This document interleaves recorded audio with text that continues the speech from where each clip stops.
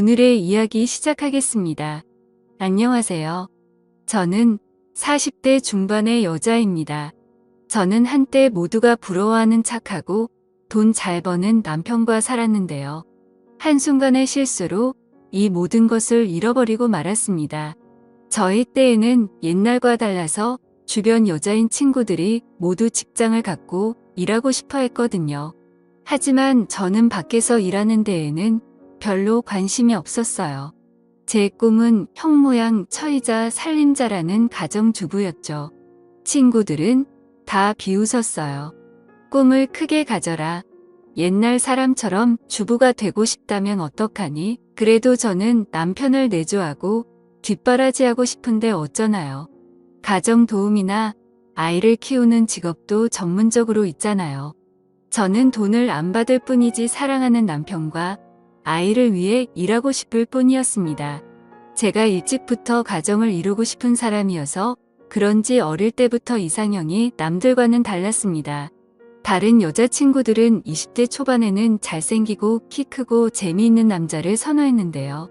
저는 못생기고 숙맥이더라도 가정적이고 돈 잘 버는 남자를 만나고 싶었죠. 그렇게 직업 좋고 순수한 남자를 만나 결혼까지 하게 되었습니다. 남편은 유명 금융계 회사에서 일하고 있어서 돈도 잘 벌고 승진도 빨랐었죠.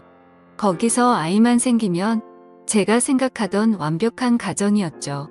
그런데 아무리 노력해도 아이가 생기지 않더라고요. 저희 부부는 아이를 너무 갖고 싶었는데 말이에요. 병원에 가서 확인을 해도 남편 쪽도 저도 아무 문제가 없었어요. 몇 년 동안 배란기 때마다 노력을 해도 생기지 않아서 결국 제 나이가 40대에 들어서면서 아이를 갖길 포기했습니다. 그렇게 남편과 둘만 살게 되었죠. 남편은 우리 둘이어도 괜찮다고 아이가 있어서 더 문제 있는 집이 많잖아라고 하면서 저를 위로하곤 했는데요. 그래도 저는 마음에 상실감이 컸죠. 안 돼서 못하는 거랑 자발적으로 안 하는 거랑은 차원이 다르잖아요. 둘만 살다 보니 적적하고 친구들의 아이들이 쑥쑥 크는 것도 부럽고 남편과 결혼할 때는 단점이라고 느껴지지 않았던 것들도 점점 크게 느껴지더라고요. 성실하고 착하기는 한데 재미도 없고 특히 밤에 함께 있을 때면 한결같이 재미없는 사람이었거든요. 무언가 하려고 시도를 해도 잘 되지도 않았고요. 남편과 결혼하고 나서 아이를 갖기 위해 의무적으로 하는 것 말고는 거의 안 하게 되더라고요. 남편이 요구도 하지 않았고요. 그렇다고 남편이 어디 다른 데서 바람을 피운다거나 그러진 않았던 것 같습니다. 매번 회식이 끝나면 집에 꼬박꼬박 온 것 같았고 휴대폰 검사를 해봐도 아무것도 나오지 않았고요.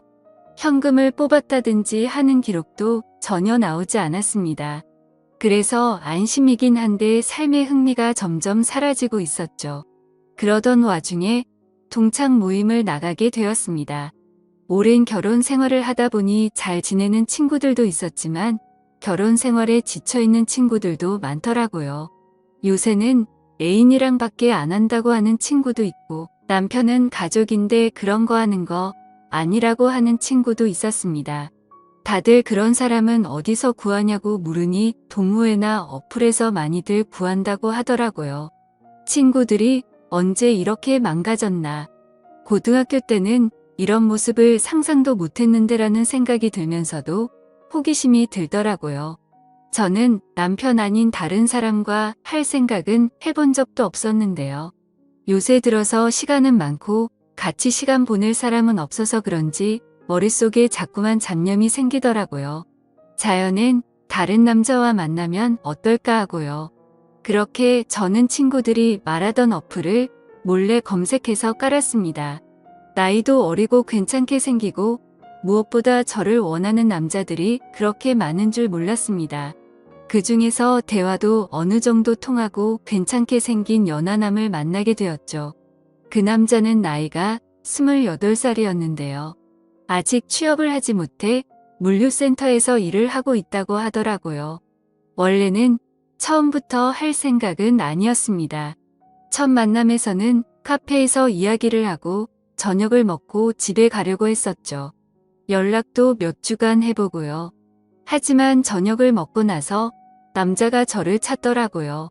자기 집에서 술 한잔 더 하자면서 눈구렁이처럼 제 팔을 꽉 잡는데 그 소나기 힘에 저절로 설레더라고요. 저도 모르게 그 남자의 손길에 얼굴이 빨개지더라고요. 남자의 집은 원룸촌으로 유명한 동네의 빌라 2층이었습니다. 그런 동네를 간 것은 대학생 때 이후 오랜만이었죠. 남자의 이름은 영준이었는데요. 영준이의 집은 혼자 사는 철없는 남자처럼 정돈이 안 되어 있었습니다. 옷가지도 꺼내져 있고 빨래통은 넘치고 설거지거리도 쌓여 있었고요. 저는 영준이의 침대에 걸터 앉아 있었어요. 영준이는 방을 왔다 갔다 하면서 한쪽에 짐을 몰아넣더니 전자레인지 음식을 돌리고 소주잔과 소주를 꺼내오더라고요. 영준이와 저는 원룸 탁자에 의자를 놓고 마주 앉았습니다. 그렇게 한 잔 두 잔 마시더니 어느덧 몇 번을 마셨는지 기억이 나지 않을 정도로 많이 마시게 되었습니다. 다행히 남편이 출장 간 사이에 이런 예상치 못한 일이 일어나서 다행이었죠. 저는 술에 취해 정신을 못 차리고 의자에 앉아 있었는데요. 영준이는 너무 힘들어 보이는데 그러지 말고 편히 누워서 쉬라고 하더라고요.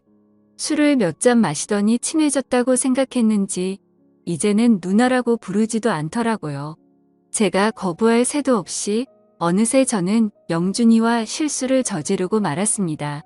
남편에게는 미안했지만 하지만 정말 좋았습니다. 온몸이 살아나는 듯한 기분에 녹아내릴 것 같았죠.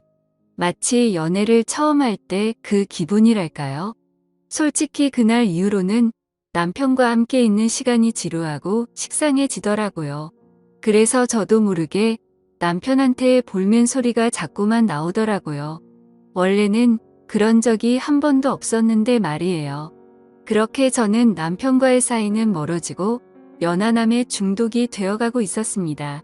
시간이 될 때마다 영준이의 집에 찾아가서 연인처럼 시간을 보냈었죠. 그러다 보니 처음에는 저를 반겨주던 영준이도 이제는 가끔씩 오라고까지 하더라고요. 그렇게 매일 같이 영준이의 자취방을 출근 도장 찍듯이 가다가 어느 날 영준이의 집에 다른 여자를 들이는 것을 목격하기까지 했습니다. 그래서 약간 서운한 마음에 저는 무작정 들어가려고 했는데 영준이는 당황해하면서 오늘은 안 될 것 같다고 하면서 막아서더라고요. 억지로 들어가려고 했는데 문틈 사이로 샤워를 하는 듯한 소리가 들렸습니다. 누구 있냐고 물어보니 친구가 놀러 왔다고 하면서 저보고 집에 가라고 하더군요. 사실 그동안 저는 영준이에게 사람 대 사람으로 호감까지 생긴 상태였어서 연인이라고 생각했는데 그게 아니었구나 했죠. 영준이도 저와 같은 마음인 줄로만 알았습니다. 뭐가 필요하다면 꼭 저한테 먼저 말을 했거든요. 마치 연인한테 의지하듯이 말이죠.